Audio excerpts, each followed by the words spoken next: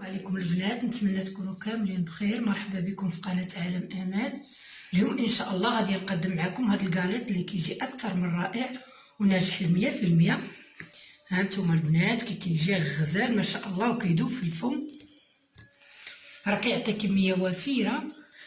مرحبا بكم في قناه عالم امان. كنتمنى يعجبكم هذا الفيديو وندوزوا للمقادير. بسم الله على بركه الله. كنحتاجوا لهذا الكاليط كاس ديال عصير الليمون، وكأس غير مملوء سنيدة، كأس غير مملوء زيت، 3 البيضات، خمارة الحلوى، فاني، مبشور الليمون، قبصة ملح، الدقيق على حساب الخليط. بسم الله على بركة الله. كناخدو هذا البيض،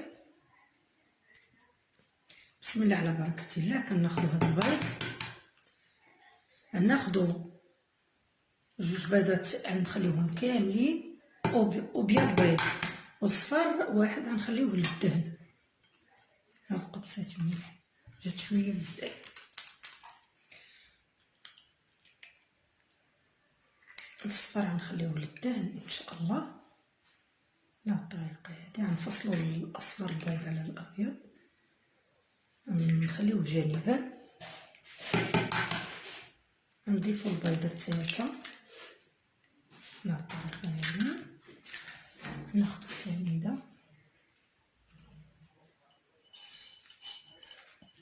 الطريقه هادي. نضيفوا الفاني البنات كيتواتى بزاف مع الليمون، كتجي النكهه ديالو غزال. خلطوا كلشي بهاد الطريقه هادي. كلشي البنات كيعرف يخلط حتى تذوب لنا سنيده تماما.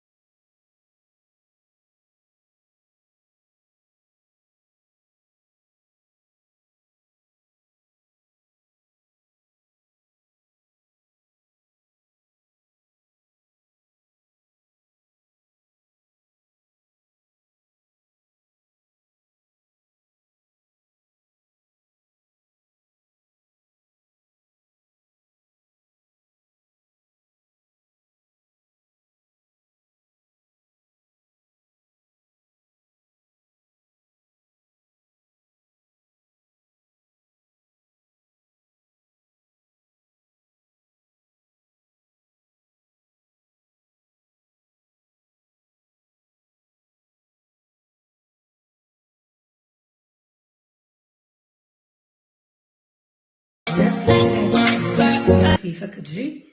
راه نسيت ما ذكرتش معكم 2 معالق د العسل، لكن العسل الحر كيجي غزال ما شاء الله. والا ديروا داك الكونفيتور داك السائل ديال الحلوى. بالنسبه للدقيق رانا هزت معايا 6 الكيسان ونصف.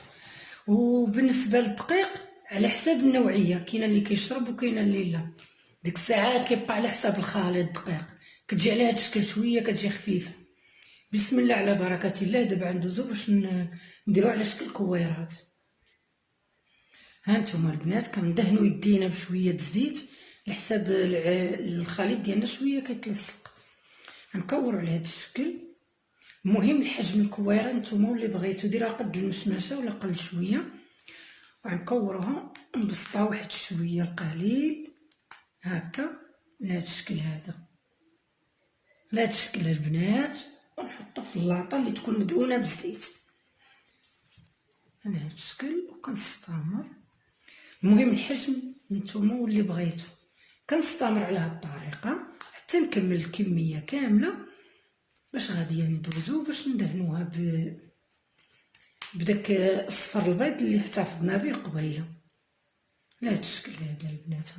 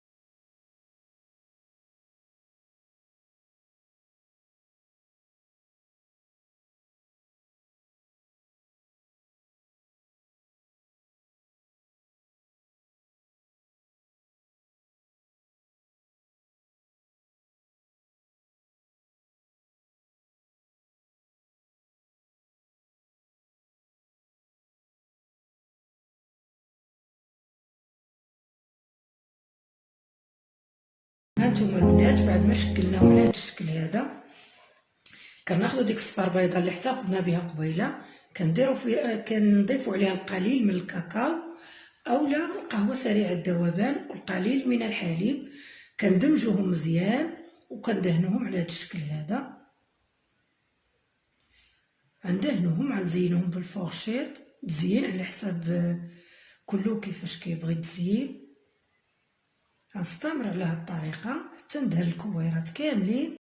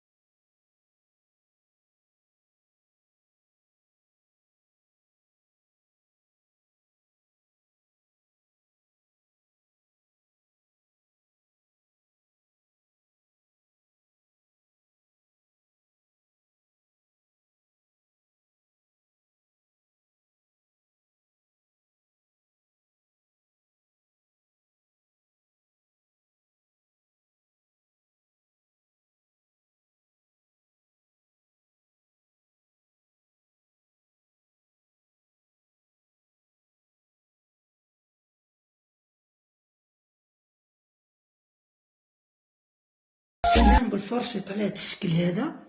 دابا ندخلهم للفران حتى يطيبوا ونخرجوهم نوريكم الشكل كيفاش كيجيو على هذا الشكل هذا. كيجي اكثر من رائع وناجح 100% ما شاء الله. كيعطي كميه وافره. ها انتم البنات غزال ما شاء الله. وإلا عجبكم هذا الفيديو ما تنساوش تابوناو في لاشين يوتيوب وتفعلوا الجرس باش يوصلكم كل جديد.